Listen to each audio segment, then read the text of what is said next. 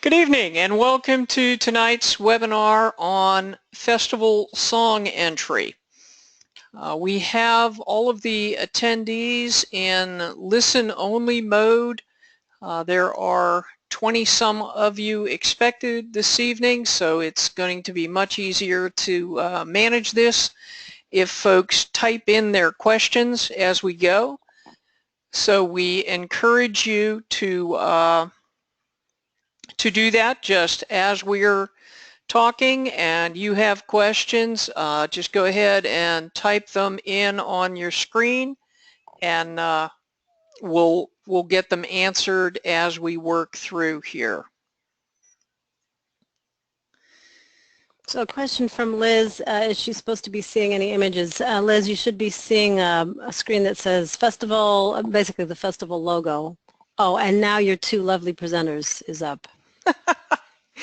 So this evening, my name is Robin, well, actually my name's always Robin Godfrey. I'm the Executive Director of GALA Choruses, and our other presenter this evening is Jane Ramsire Miller, the Artistic Director for GALA Choruses.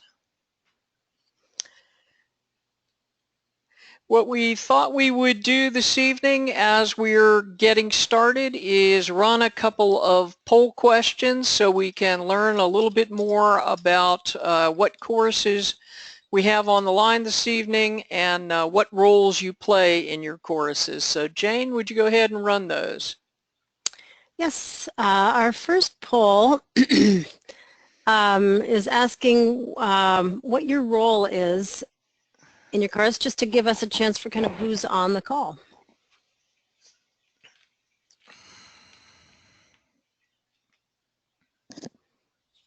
And it looks like we have mostly artistic directors today, and about 33% liaisons and board members. So welcome everybody.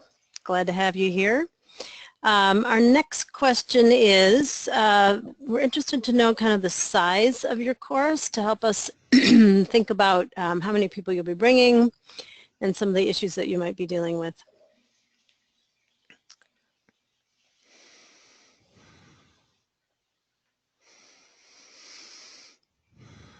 Okay, so these numbers are pretty typical of our GALA choruses. Most of them have fewer than 50 singers. And it looks like we have a bunch here between the size of 50 and 100 singers, and then just a small number with more than 100 singers. And we also want to know what type of chorus are you representing?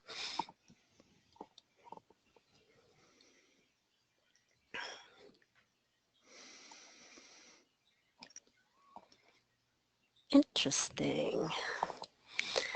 So this is not typical. Last night at our webinar we had fewer SATB choruses, and looks like they're all on the call tonight. Typically within GALA choruses we have a larger number of TTBB choruses, so we have a pretty even split here tonight. Welcome everybody. And one more question for you. It would be helpful for us to know, have you used the Integra Planner before? And if you entered information for Festival 2012, you used the same planner. It's just been new and improved for this festival.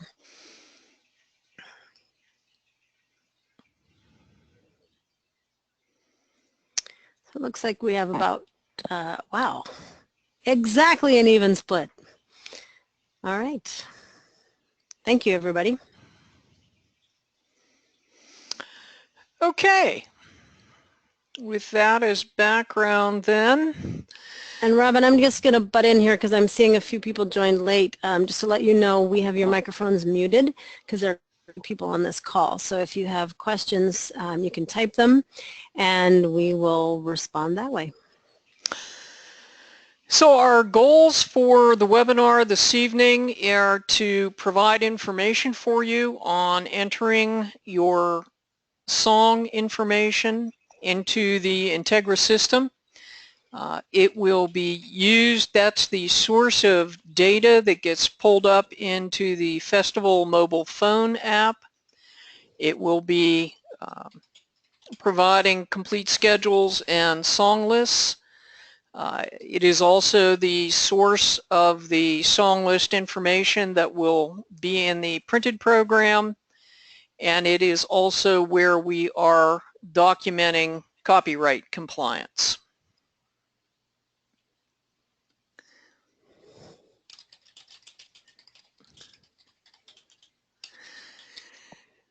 The mobile app will be out a little ahead of Festival. It will be available for Android users in the Google Play Store and for iOS users in the Apple App Store. What you enter into Integra is exactly what will appear in the app. So if things are spelled wrong in Integra, they're going to come up through into the app incorrectly. The complete concert schedule will be visible to all delegates. Your chorus will also see their own rehearsal and tech times, call times, and performance information. Each of the concert blocks will include a list of the songs that are going to be performed, and you'll have the ability to mark favorites. So if you hear something during a concert block that you want to come back to later after Festival, you'll be able to mark that as a favorite and come back and remember that later. Robin, someone's asking if it's usable for a Windows user. Yes, that's the Android connection here. And there will be other flavors. Some of the there are still Blackberries and some other kinds of smartphones. The access may be a little bit different, but yes, the app will be accessible from pretty much all smartphones.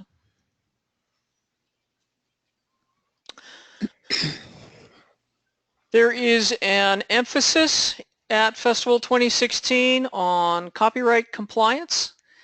Compliance is primarily about honoring the composers who create our music and helping them to make a living from creating that music for us. We are going to be sure that Festival 2016 is 100% copyright compliant, and as we work through this evening, we'll be very clear about exactly what that means and exactly how it's going to be documented. It's intended to protect both the performing choruses and GALA choruses as the producer of the festival. We've been advised that the festival is going to be closely scrutinized by the music publishers for compliance with every aspect of copyright law. So the issues around copyright that are associated with the performances at Festival, we can break them down into two pieces. One are copyright issues that are the responsibility of the chorus, and copyright issues that are primarily GALA's responsibility. So the choruses are responsible for having purchased legal sheet music, for having obtained permission of the copyright holder for any custom arrangements that have been created of the music being performed. The choruses are responsible for securing grand rights for any song involving a dramatic performance of a work, the ASCAP definition of which is a work that is being accompanied by dialogue, pantomime, dance, stage action, or visual representation of the work from which the music is taken. And the chorus is also responsible for paying mechanical rights if your chorus distributes for free or sells a recording of your festival concert. Remember that new in 2016, GALA is not going to be selling audio recordings to the public. We are making archival copies of the entire festival, and as part of your chorus and ensemble registration process, if you wanted an archival copy, you've purchased one. If you didn't remember to do that and you do want one, you can always go back into Integra and make that purchase. GALA takes responsibility for paying the performance rights to BMI, ASCAP, CSAC, those organizations, for the small rights for the live music performed at festival. So the individual choruses do not need to worry about performance rights.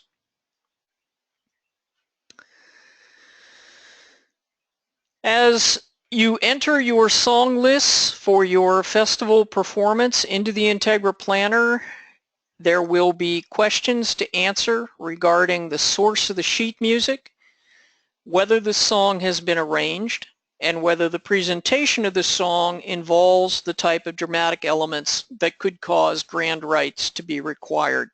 And we'll show you a series of screenshots as we work through here so you can see exactly what it is that is required as you are entering your song list. GALA has been advised that the individual choruses will be sued for copyright infringement, and GALA will be sued for contributory and vicarious infringement should there be any copyright violations by performing choruses at festival. Outside counsel has advised GALA that the only way to protect the organization is to require proof of compliance. The slides we'll work through this evening show how copyright compliance will be addressed as you enter your song list into Integra and how proof of compliance will be provided. And Jane, I believe this is where you take over. So when you log into Integra, you will see a list of all the events that your particular chorus is performing in. In this case, all of you are performing in some kind of concert block, and those are going to be listed in a yellow box. I'm going to show you in real time a little later how you move through some of these screens, but for right now, look at this really big blue arrow. When you log in, that arrow is going to take you to the where it says program, take you to where you're going to enter your actual song information. And then the two smaller arrows where it says program information, that's where you enter any kind of information that you would like printed in the program or visible in the app about your concert program in general. So for example, if you have a title for your set or you have a guest artist that's appearing, you'd want to type it in there so people know what to expect. Technical information. If you have some technical information that, again, is not song by song, but something that involves your entire set, this would be a good place to put that there, like where you want the piano placed, that kind of thing. And we're going to come back to the box below that that talks about the stage diagram. Basically, just like other festivals, you will get a stage diagram as a PDF and be asked to fill in where you want your conductor stand, where you want other music stands, microphones, that sort of thing. On the next screen,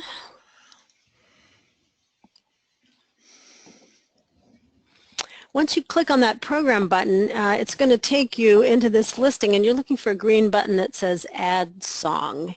And essentially when you click that, you will have the chance to go in and one by one add each song and the copyright information that is needed for the concert. You can see above this a list of performers that are involved in your own set. Above that, the duration of the entire set, the duration of your particular set, that sort of thing. At another place previous to this screen, it will also show actually your call time and your time on stage for the tech and all those kind of details.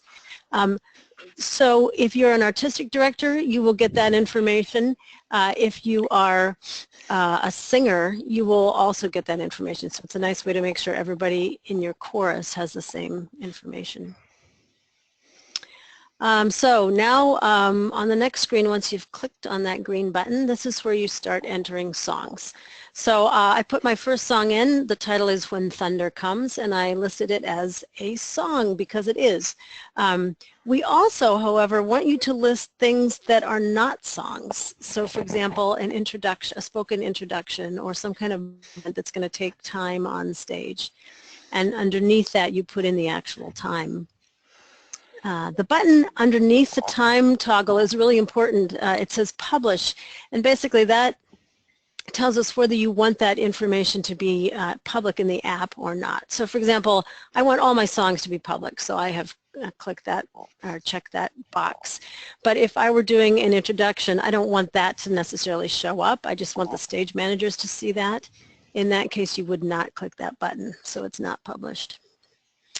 The main performer here is my chorus as an example, and then I start to enter information about the piece, so the composer, the lyricist, arranger if there is one, overall composition. If, for example, you're bringing a multi-movement work, this would be a good place to list the overall name of the work, and then in each song you would list the actual titles of the movement. Other program information. So if there's something you want in the program in the Integra app to show up about this particular song that's opposed to your entire set, this is a good place to put that. So it could be a translation of foreign text. In this case, the piece When Thunder Comes is a new commission. So I listed One Voice Commission 2016. Soloists, that could go here as well. So the next place you're going to get in this screen is you're going to choose the type of music that this song is, and there are 4 types, and we're going to go through each type. The first one is published music. So we need to verify that every piece of music that you are bringing to festival is legally purchased, and legally purchased for every person standing on stage. So your singers, your instrumentalists, ASL interpreter. And there are a couple ways that you can verify that you have actually paid for the music. The first one, the easiest one, is to send a receipt or an invoice that shows the purchase date, title of the song, and the number of scores that you purchased. And I'll show you later where you attach that in this Integra Planner. Now, some of you have music libraries, and some of your music may be coming from the library, or you can't find that receipt from the fall when you purchased this music. If you don't have access to the receipt from when you purchased the music, we are suggesting that you attach a color photograph, and I've given you an example here. So you can clearly see the title page. If I blow up this photo, I can actually see the number. If I had to count, I could actually count the number of scores that are here. So they need to be clearly visible in case there's any question. The third option is you can bring all of your scores to festival, bring them to your tech rehearsal, and do a check-in. But obviously that will take some time for someone to go through all your singers' folders and make sure that all the music is purchased.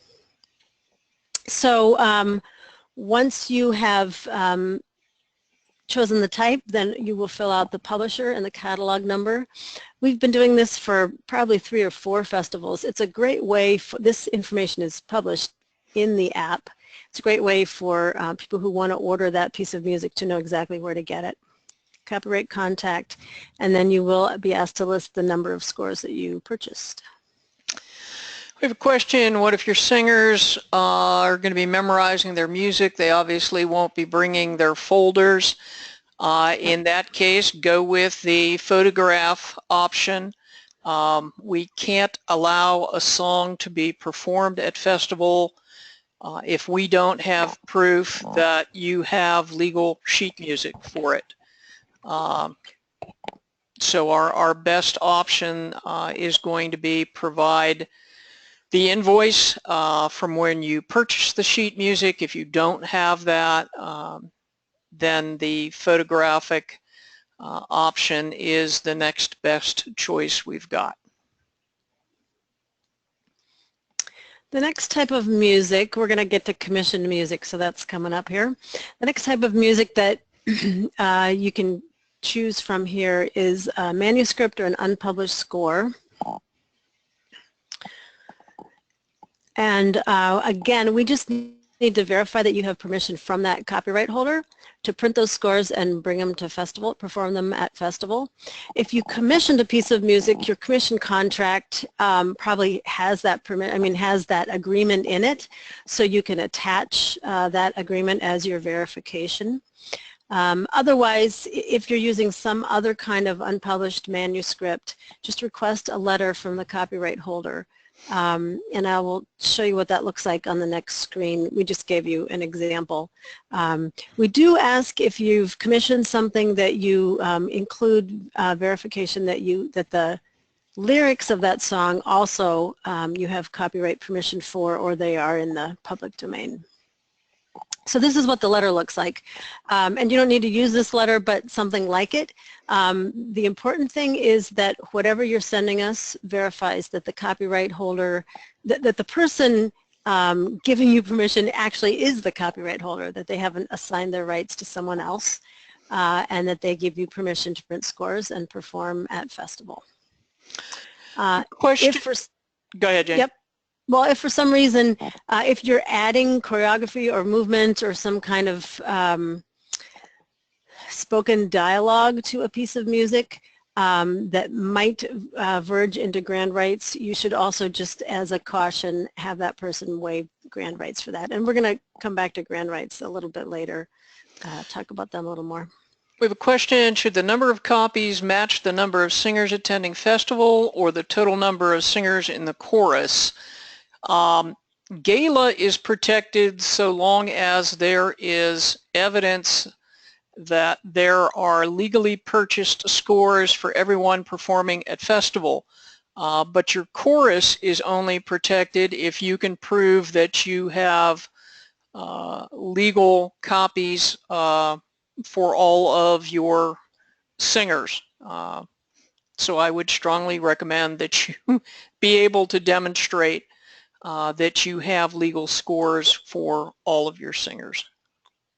So Kristen is asking, with published music, is the copyright is the publisher the copyright holder?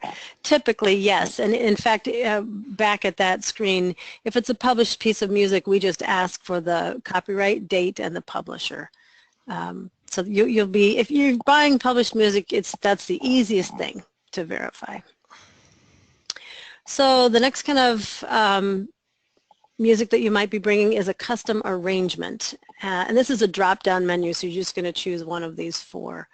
And if you're bringing a custom arrangement to festival, you need to include documentation that your chorus has permission or some kind of license to arrange that piece of music. Again, you need to be very, very careful. Permission to arrange can only be granted by the copyright holder. So if an arranger tells you, yeah, I have permission to arrange this Beatles song, basically don't believe them unless you get that verification from the copyright holder. It's just very rare that an arranger actually holds the copyright to a piece of music. The copyright almost always resides with a publisher or with the original person that wrote the song. The permission to arrange can be secured directly from a songwriter. So here in Minnesota, we have lots of songwriters that I know personally, and I've been able to just email them and say, hey, can we arrange your song? And they say yes. So in that case, it's great to just get their permission directly. You don't need a license for that. But we do need some kind of letter from them saying, yes, I own the copyright for this piece of music, and this chorus has permission to arrange it. Most typically a license comes from a music publisher. So Hal Leonard, Alfred. You can also request assistance from Trisona to negotiate some of those licenses, and we'll talk about that in the next screen. We have a question: what do we do in the case of a song like Walk Hand in Hand, which has been in the library for ages but is in a simple finale format? You would need to get a license for that one. So you would need to find the copyright holder and pay for a license. I just happen to know that Walk Hand in Hand has been licensed through Trisona, so you can contact them and pay for the license, and you should be good to go. So on the next screen, this is just an example of a typical license that you can get through Tresona. And Tresona is sort of a middleman.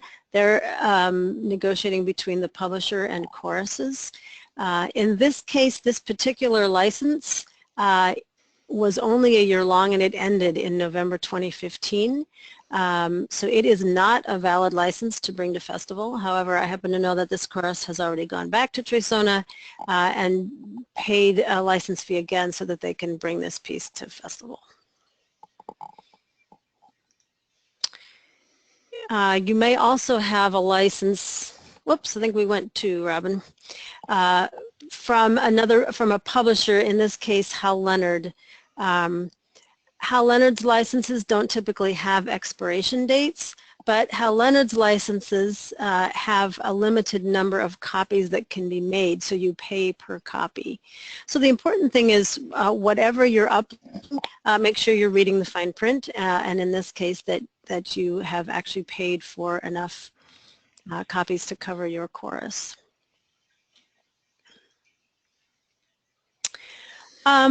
So these custom arrangements is a place where our choruses have been guilty of just making arrangements and not getting licensing, not getting permission.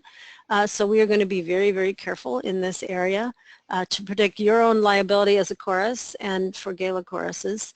All of these licenses that you attach or permissions will be checked very carefully, and we won't make any exceptions. So if you're not able to produce a valid license or permission, you won't be able to allow, we won't allow that song to be performed from the stage.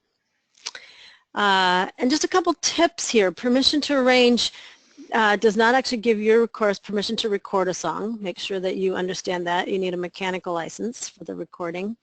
And if you get permission to arrange from the copyright holder, that does not give you permission to share that arrangement with any other chorus. No exceptions. They need to get their own license. And then, of course, the opposite is true. You can't borrow an arrangement from another chorus. It doesn't work that way. You, as a chorus, need to get your own license.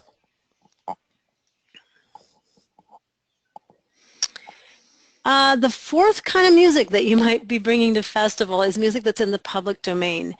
So there's kind of a misnomer out there that after a composer dies, if they've been dead more than 70 years, their music is in the public domain. That is not actually true, because a composer, before they die, can assign their rights to a family member, to a company, to anybody they want to, and in that case, those rights continue. Some of these pieces may have also been published by someone after that person died. So you need to be really careful about a piece that you think may be in the public domain. So we're offering this link, the Petrucci Library, that has a searchable database. So you can go in and look for pieces. It's actually a really great wealth of music for you. One of the things to look for is that some of the scores in this library are not actually considered public domain in the US. They may be public domain in Europe or in Canada. But if that is the case, it will say really clearly in red, non-PD US. So just look for that. In some cases, for example, I was just nosing around looking for some, I think it was a Schubert Mass, and I noticed that some older editions were non-public domain, and then some others were. So there will often be multiple pieces, multiple examples of the same piece. Note also that a song in the public domain could be arranged, and in that case the arrangement is actually not in the public domain. So I'm going to give you an example. If I, as a composer, take a folk song which is in the public domain, I'm going to arrange Row, Row, Row Your Boat. So the song Row, Row, Row Your Boat is in the public domain, but if I arrange it, for you to perform it, you would need to get a license or permission from me for that arrangement. And then again, in that case, you would just attach the permission from that arranger.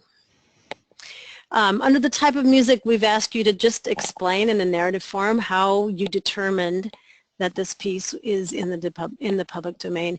If it comes from like the public domain choral library or from this Bertucci library, just include the URL. That's helpful as well. And then the next screen shows an example. So I went in and pulled out a Schubert Mass, and I just did a screen print. So you can see that my verification here that my piece is in the public domain shows the website that it came from. At the bottom of the page, my piece is the Agnus Dei, and the copyright is clearly in the public domain.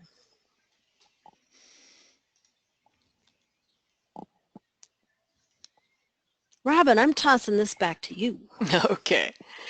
So with grand rights, there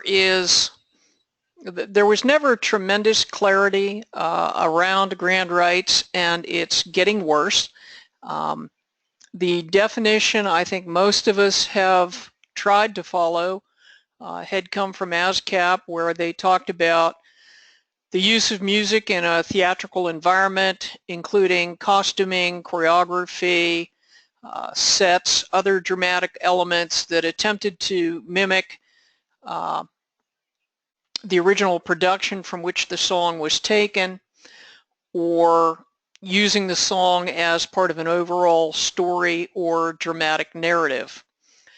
There are copyright holders who are looking to expand that definition to situations where there are dramatic elements being added to the performance of a piece of music that don't necessarily mimic the original production.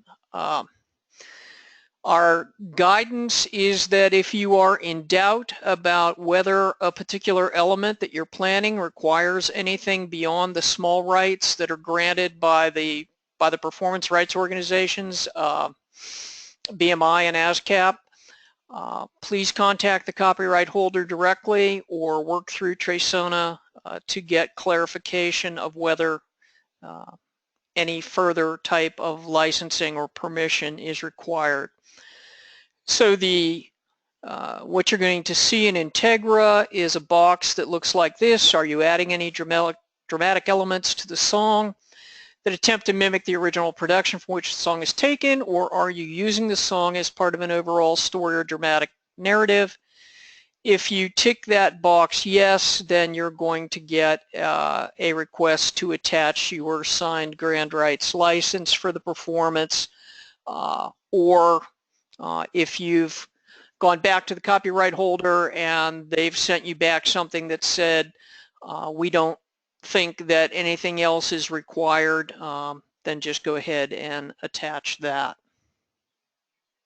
So Robin, there's a question about, and this, I think the same question came up last night, an entire choir signing ASL for a piece of music. We don't actually know the answer to that, but I have it on a list of things to find out, and we will include it in a list of frequently asked questions. I will give you a guess at this point, and that is that it's, my guess is that it's fine for most songs. If you are signing to a Broadway musical or an opera or something that has a musical setting, I think you need to be more careful and probably go to that publisher and just make sure that it's okay. Do you want to add anything to that, Robin? No, if we learn anything more than that, we will let you know. And Eleanor's asking, what about a simple step or hand gesture done on the risers? Has nothing to do with any original choreography. I think if it's minimal, you're probably fine. Just be careful. Yeah, we're not going to require anything from you for something like that.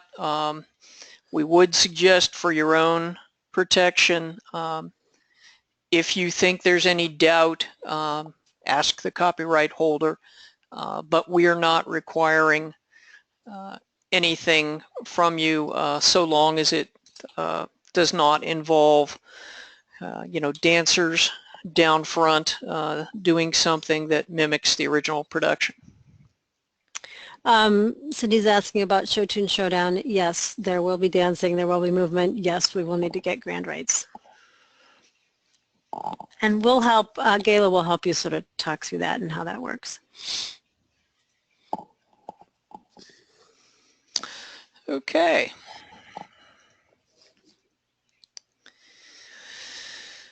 On to the Dancing All right. Bears. Well, I had to just see if anybody was still awake out there. So that was one section that deals with copyright stuff, and it's actually a very short section. We were just giving you 4 options. But underneath that, this is still all for the same song. Then this is where you enter notes for your stage manager. And basically, the more you enter, the better they'll be able to help you have a really smoothly functioning set.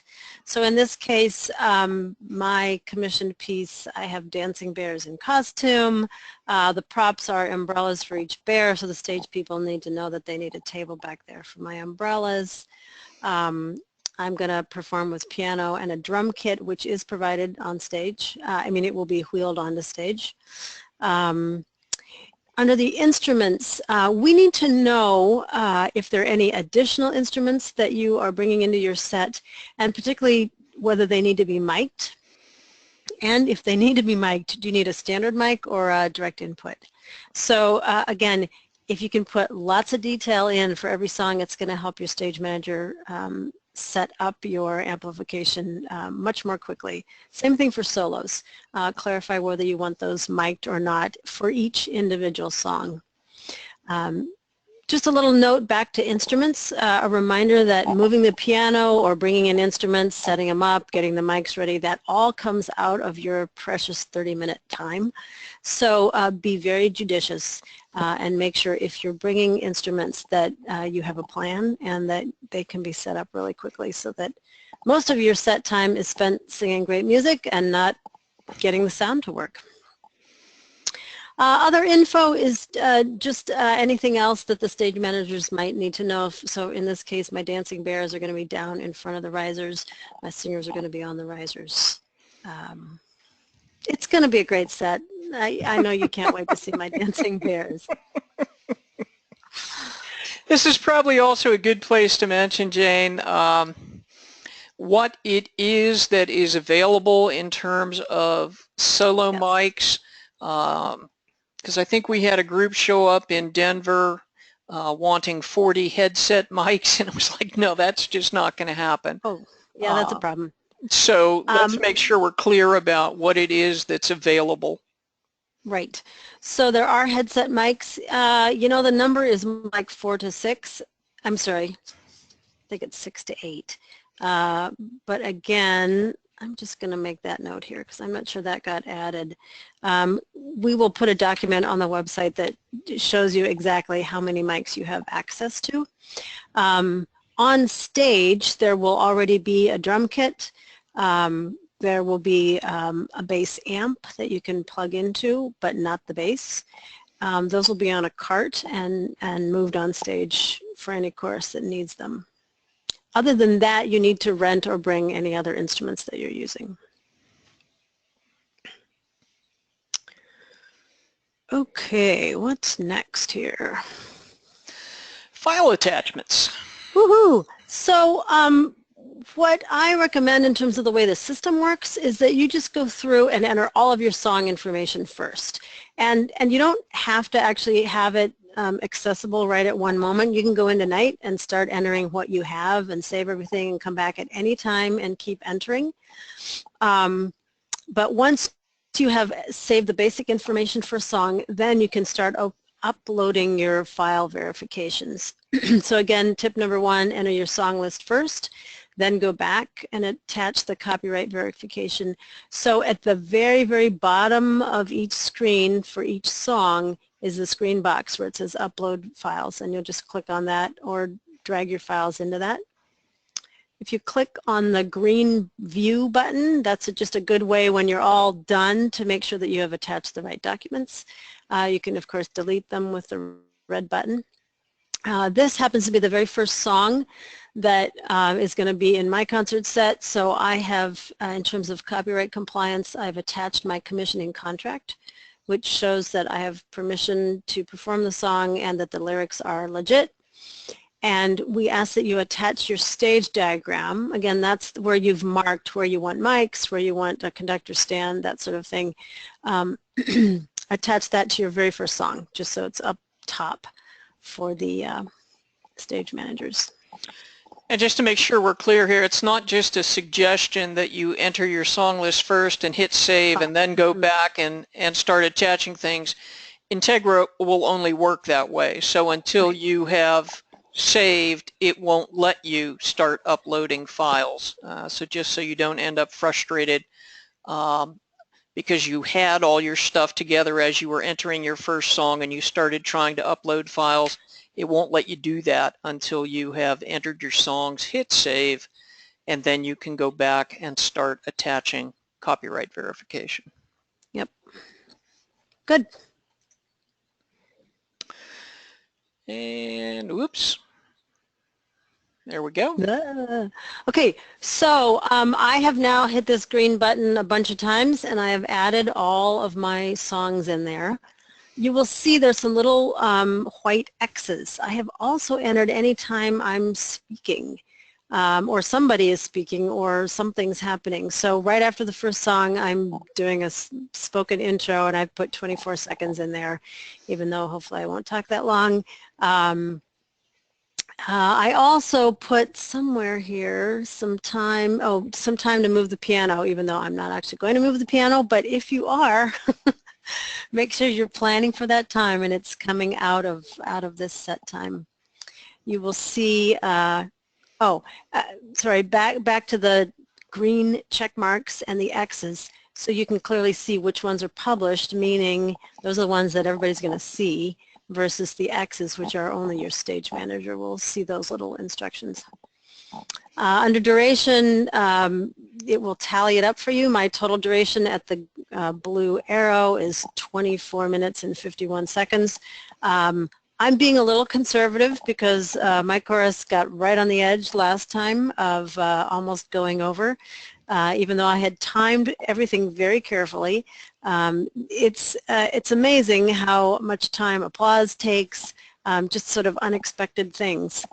Your 1-minute video also, as you're coming on the stage, also will come out of that 30 minutes. So again, your 30 minutes includes 25 minutes of speaking and songs and 1 minute to get on and 1 or more minutes to get off. And then applause and anything else in between. I said it already, and I'll say it again. If you move the piano or set up instruments, that time comes out of your set. Plan for applause, and we will, your chorus will be asked to leave the stage if you go over your 30-minute time. It's not that we're trying to be mean about it, but if you think about it, there are just under 200 concerts happening in 4.5 days, and we need people to stick to their time just to be fair to everybody else, so everyone has enough time to perform on stage. And Jane, did you want to tell people what those little up and down arrows in the far left column do? Yes, and I'll show that when we go to real time too. But this is a new feature in Integra. The up and down arrows allow you to actually drag and drop the song order.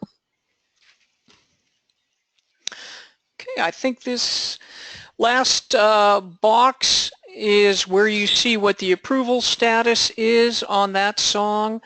As you're entering information, it's going to say pending. Once you've got everything in, GALA staff will review the song list submissions. When the information provided has been accepted, we'll change the approval status to approved. If there is a question that needs to be resolved before it can be approved, we'll convey that question in the approval notes box. And again, just so we're clear, if proof of compliance with all copyright requirements can't be obtained, your chorus will not be allowed to perform that song at festival.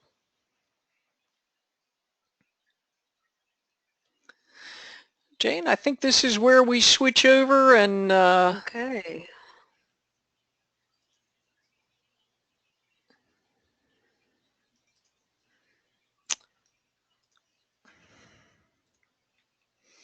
Okay, So now you're seeing real time. So I have logged in as myself, as artistic director, so that you can see my own choruses information. And on this page where I first log in, it shows any Blockbuster concerts that my chorus is a part of. Those are in purple. It shows any rehearsal times, tech rehearsals, and then call times here in gray, and the yellow is the concert block. Underneath that yellow concert block, actually a couple lines down, you will also see a line that says rehearsal space reservation form. So if you want to have some time at festival to rehearse with your chorus and you need a space to do that, you can click on here and request a particular time and day to have a rehearsal. And you basically pay for them pay for that space within the system. Right beside that is a place that you can also request an instrumentalist for your set. We have a really great volunteer, Mark, in Denver. He's the conductor of the Denver Women's Chorus, and he, on a volunteer basis, is hooking up choruses with instrumentalists from the city. So it's really great. You can fill out your needs here, and he will match you up. For both rehearsal space and for a request for instrumentalists, fill those out now. The longer you wait, the harder time you're going to have getting your first choice of the kinds of rehearsals and instrumentalists you want. And then there's also a link here for consigned merchandise. So if you're bringing CDs or any other kind of merchandise that you want to sell in the GALA store. And if you have an ensemble, your screen will also show your ensemble's information. So it's all in the, I believe that's as if you as an individual are listed as the administrator for that particular ensemble. So now I'm going to go back to my chorus. I'm going to this yellow concert block, and I'm going to go to the far right of the screen and click on Performance Information Program. So this is where you start entering song information. Again, it shows you my performance start time, the duration.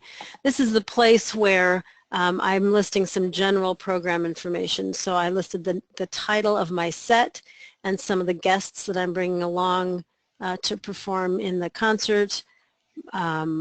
I've checked that my performance is going to include a sign language interpreter because that affects what they're going to do with lighting. And technical information, I want the piano center stage, which actually I don't, but I put it there so you can see what it looks like. Now I'm going to go to the far left to this button that says Program and click on it. And this takes me to a page, again, this is the page that shows all the other performers in my concert block. And as I scroll down, here's the magic green button. And my list of songs, this should look familiar, my total duration. And I'm going to click in, actually rather than adding a song, I'm going to click to my first song here. So this should look familiar. One of the new features is that now there is a previous and next song button, so you can actually toggle between your songs. So if I want to get to my second song, which is actually, I think, an introduction, yes, I just toggle this way. And you'll see that my intro to the set and intro about taiko drumming is listed as other, as a movement or speech. It's 24 seconds long, and then underneath I have not checked this box, which means I don't want that information to show up. Jane, we have a question about how do you enter songs that you're collaborating with other choruses at the festival. We're doing 2 joint numbers with the group following us. Yep, that's a great question. So I have just scrolled down on this screen, and I'm going to get to that part of the screen in a little bit, but oh no, it has been added. So you see under performers it says one voice mixed chorus. Now can you all see this? Because Robin, I'm getting a red something, meaning it's not showing. No, we can't see anything below performers. I think there is a space within Integra where you can indicate that this song is being performed by you and another group, just so one of you submits the copyright information. It'll really mess with me if you submit different copyright information than the other group shows. So long as one of you submits all of the required information for the song, that'll be just fine. Okay, so Robin, for some reason it looks like my screen is not visible because it's red. Should I keep going or? See what happens if you try to move on to, because I can still see the part of the screen that says program info, songs only, and the beginning of the copyright section. Oh, okay. Now it just went to everybody can see it. Okay, excellent. So the button at the top of this page says add joint performers. So that is exactly where you would click, and you will have a list of every chorus performing at festival. So just choose the one joining your set. Here's where you type the composer, the lyrist, overall composition information, etc. I'm heading down to the copyright screen.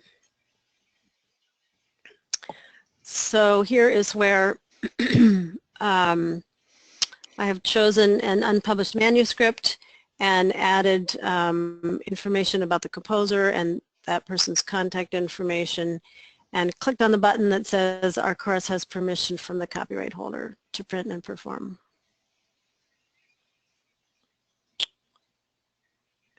And this is loading slowly again. We'll do a couple of questions while that happens. We have a question on, great. Can the rehearsal space reservation be changed later? Yes, but understand that people are scheduled for rehearsals as they come in date order. So if you want to make a change at a later date and the time slot you're looking for is available, yes, but there's no guarantee that the time you're looking for is going to be available later on. Question, there will be a GALA store? Yes, there will be a GALA store. It will be in the same place it was in 2012, in the lobby of the Buell Theater.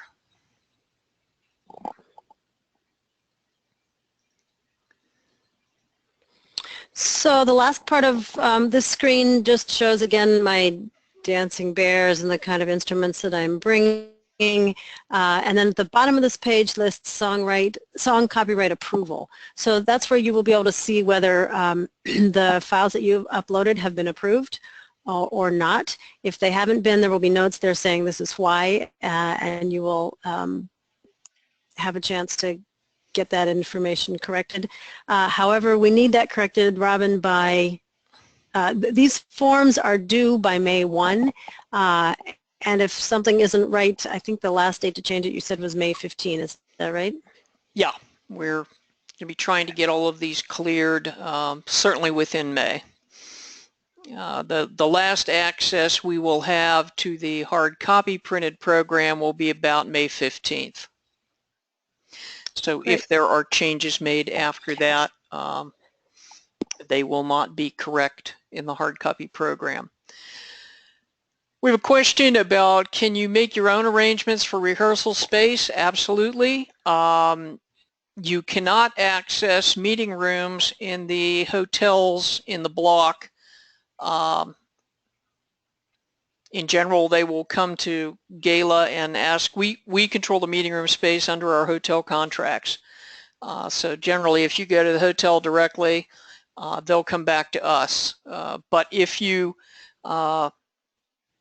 if you have some access to some other kind of space where you want to hold your rehearsal, by all means, feel free to do that. And I think we can send it back to you, Robin. Okay.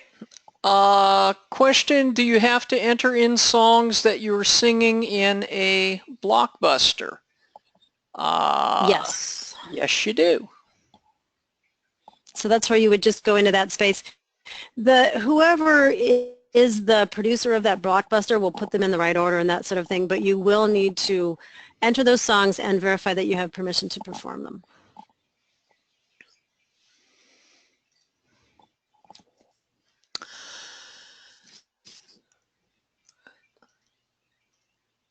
Okay.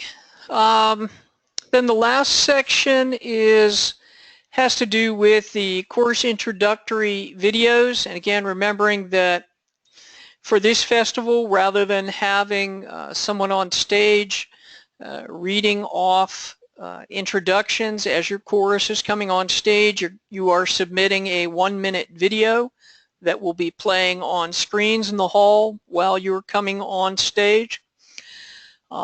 If your introduction video can only contain music and images that are in the public domain unless you have permission for any copyrighted images or music, and provide evidence of that permission when you submit your video.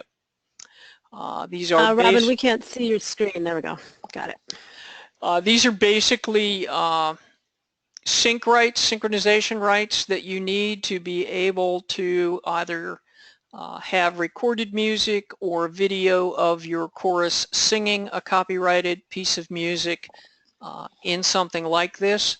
You can get that permission either directly from the copyright holder or seek assistance from Tresona.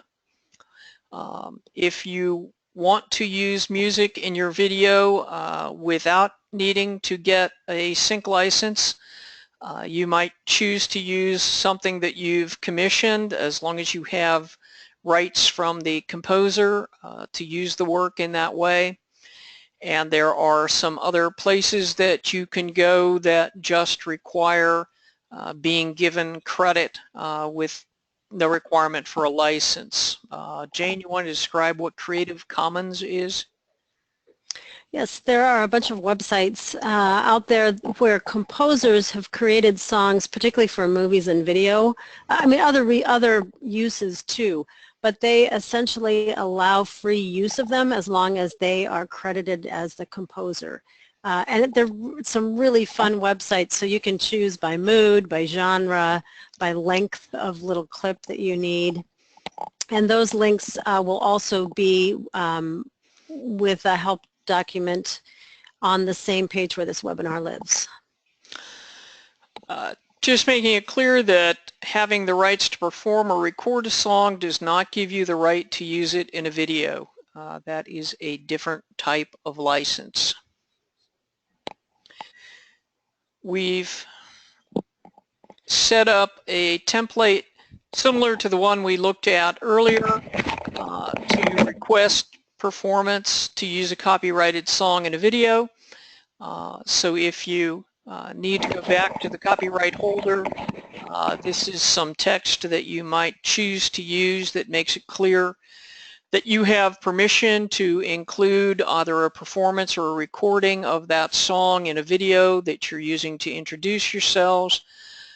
Those videos are going to be available through the smartphone app for attendees of the festival to view, so they're going to be living in YouTube, and they will be projected on a screen in the concert hall as you're coming on stage, and just have the copyright holder provide a signature indicating that you have permission to use that song in that way.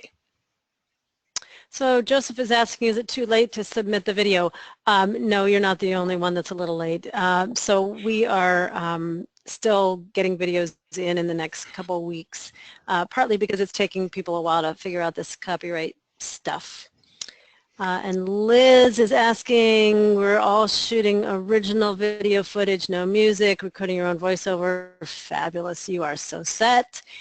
And what if I'm adding choreography to a standard published work that bears no relationship to the original choreography? That's one of those gray places. 6 months ago, that was fine, but we're getting some conflicting information from attorneys. You want to take that, Robin? Sure. I mean, we sort of said it earlier, but yeah, GALA is not requiring you to provide any documentation in those circumstances, but we are advising you that there are copyright holders who are beginning to take the position that there are additional rights required if you are going to add any kind of dramatic element.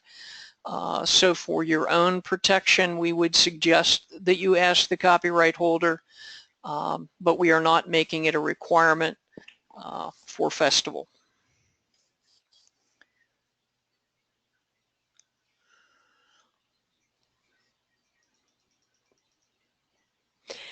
So if you are new to festival as an artistic director, or you're representing a chorus with a new artistic director, make sure they go to the GALA website and also download these tips for programming a festival set. They're really helpful, just giving you ideas of what kind of music to program, what things to be aware of and think about as you're putting your set together.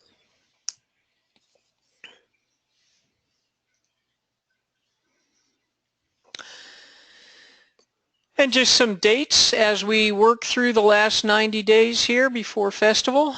My stomach always jolts a bit when we say that.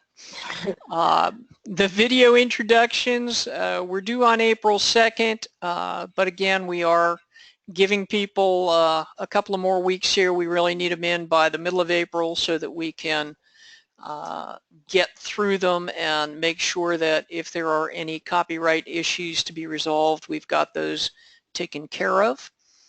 Integra is open for the entry of song list, copyright, and production information. By April 30th, you need to have any rehearsal space and instrumentalist requests in and have your song list, copyright, and production information entered into Integra. And then by May 16th, consigned merchandise forms are due and any banner purchase forms are due. Eleanor is asking, should the duration for songs include expected applause? You know, you can do it either way. You can include that and then just go, you know, use your time a little, like, you know, write in 28 minutes or something, or you can put in the actual duration of songs, but just make sure you leave some extra time that you're not filling. If that's not clear, Eleanor, let me know.